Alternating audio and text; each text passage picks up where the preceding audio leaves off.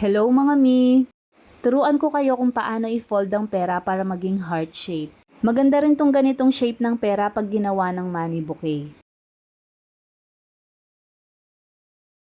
Pinlastik ko muna ng plastic money yung pera.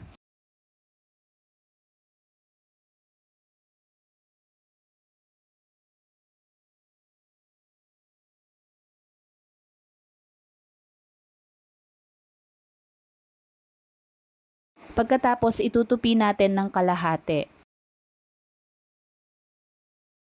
Pagkatapos bubuksan natin, i-fold naman natin hanggang dun sa may markang linya.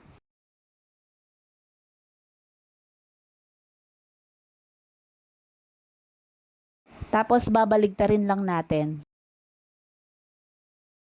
I-fold naman natin ng pa-triangle. Pag na-fold na ng ganyan, lagyan muna natin ng tape mga mi.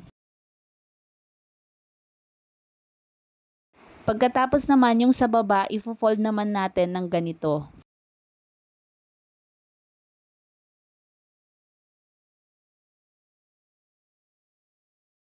Lalagyan muna natin ng tape to mga mi.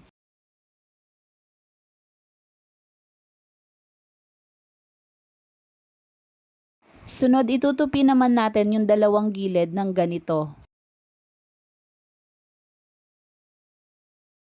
Lagyan din natin ng tape.